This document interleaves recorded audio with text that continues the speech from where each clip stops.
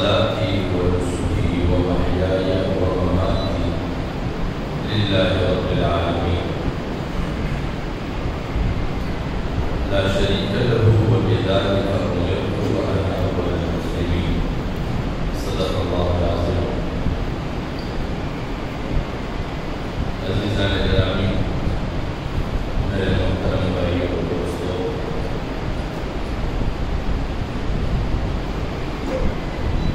اللہ تبارک و تعالی اپنے بندوں کے لیے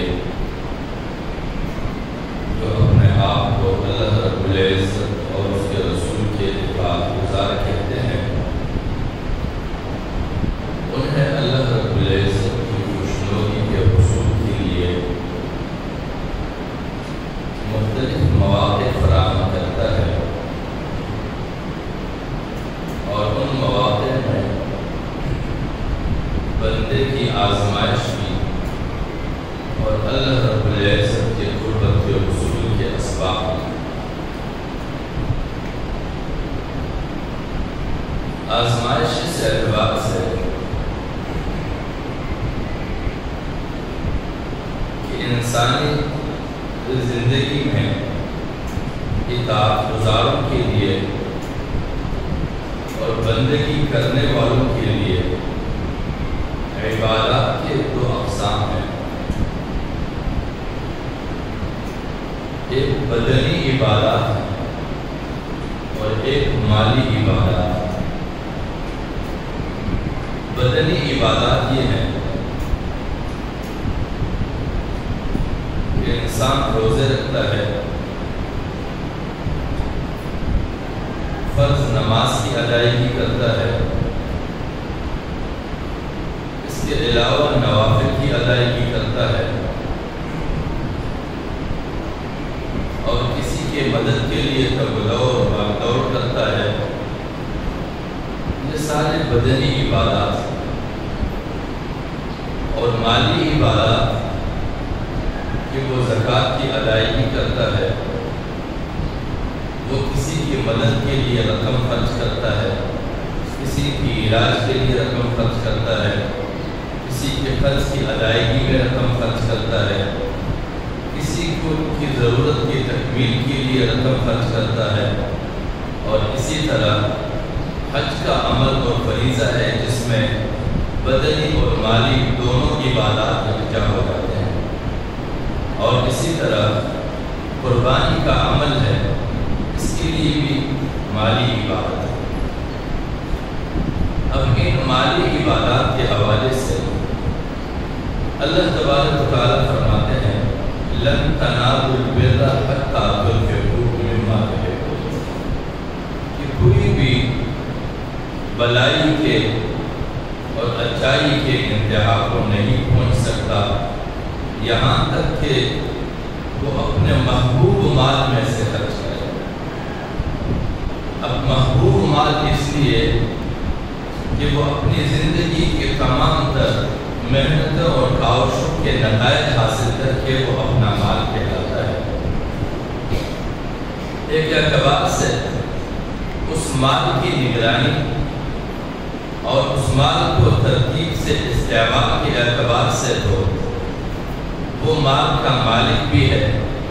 مال کا محافظ بھی ہے، مال کا کمانے والا بھی ہے۔ لیکن ایک اعتبار سے دیکھا جائے کہ اللہ رب العزت ہر مقام پہ جہاں پر بھی خرچ کا تذکرہ کرتے ہیں وہاں پر رزقناکم کے الفاظ کو استعمال کرتے ہیں۔ اب رزقناکم جیسے الفاظ کے استعمال سے اللہ رب العزت ایک مومن کے عقیدے کو یوں بنانا چاہتا ہے کہ اگرچہ بظاہر تو نے محنت کی ہے، کوشش کی ہے، لیکن تمہاری اس محنت اور کوششوں کو ثمر آور بنانے والی ذات میں ہوں، کوئی اور نہیں۔ بہت سارے لوگ ظاہری اسباب بھی بنا لیتے ہیں، وہ کہیں سے کسی سے قرض اٹھا لیتے ہیں، دکان کرائے پہ لے دیتا ہے، مال اس قرض کے پیسوں سے خرید کے لے آتا ہے، دکان کو خوب سجا دیتا ہے، لیکن اس کے کاروبار آگے بڑھتا ہی نہیں۔ جو جو قرض اس نے لیا ہے مہینہ گزر جانے کے بعد دکان کے کرایہ ادا کرنے کے لیے اسے مزید قرض دینا پڑتا ہے، مہینے بھر اپنے گھر چلانے کے لیے مزید قرض دینا پڑتا ہے، وہ آپ کا دکان آگے بڑھ کیوں نہیں رہا ہے؟ اس کی بنیادی وجہ یہ کہ ہمارے اس عقیدے کی کمزوری کے رزق کے اسباب تو ہم بنا لیں کسی طرح اللہ رب العزت کے رہنمائی کے نتیجے لیکن مال کو ہم نے اپنا سمجھا ہے۔ اگر ہم مال کو اللہ ہی کا مال سمجھے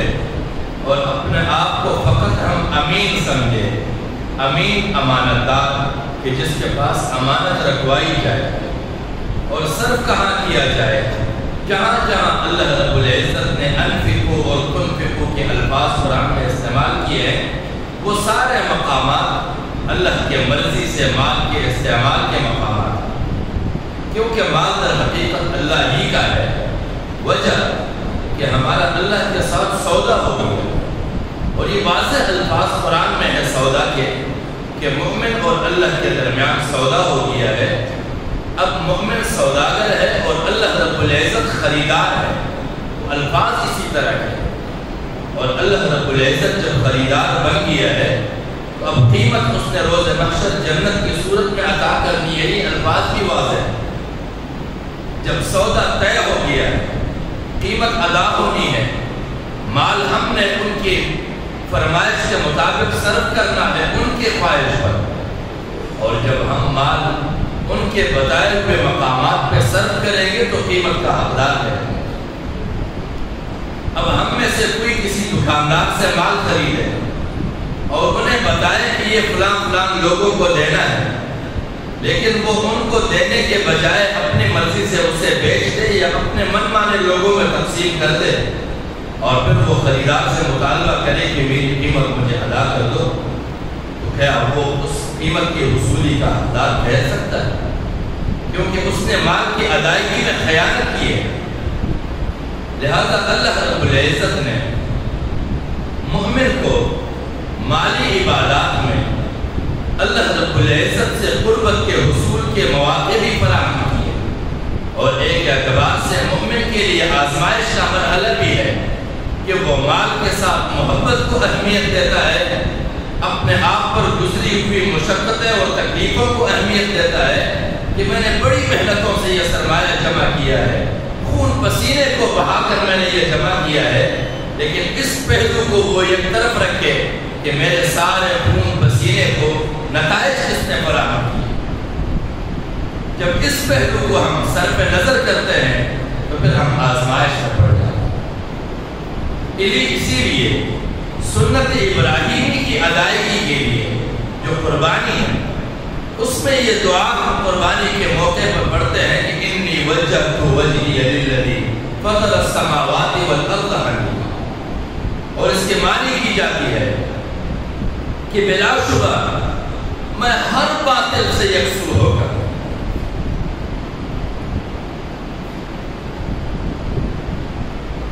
اس کے طرف متوجہ ہوا جس نے زمین اور آسمان کو پیدا کیا، اور زمین اور آسمان یہ دونوں ایسی سطح ہے کہ اگر زمین نہ ہوتی تو بھی ہم نہ ہوتے، آسمان نہ ہوتا تو بھی ہم نہ ہوتے، یعنی ہمارے رہن سہن کی بنیادی جو ضرورت تھی اس کی تکمیل کا احساس اللہ رب العزت ہمیں دلاتا ہے کہ تم تو اتنے اہمیت کے حامل نہیں ہو جس پہ ٹکے ہوئے ہو، وہ بھی میرے پیدا کرتا ہے۔ تو یہاں پر ہر باطل سے یکسو ہو کر، ہر باطل کا مقصد یہ کہ ہر وہ چیز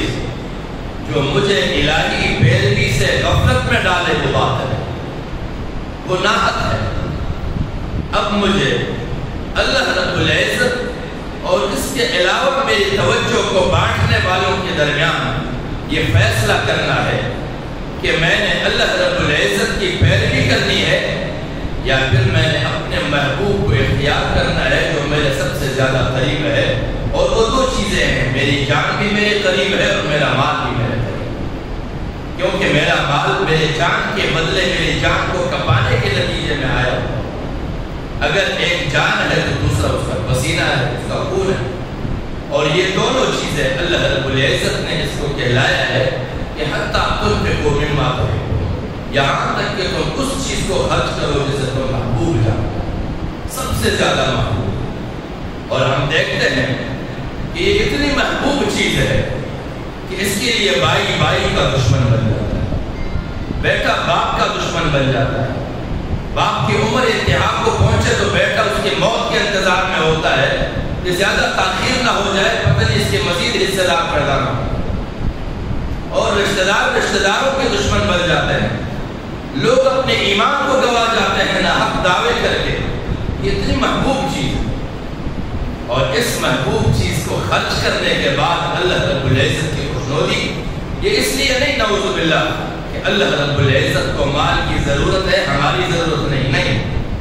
اللہ رب العزت ہمیں اس چانچ میں ڈال رہا ہے کہ کیا تمہیں میری ضرورت ہے یا اس مال کی ضرورت ہے جو رہ جانے والا ہے،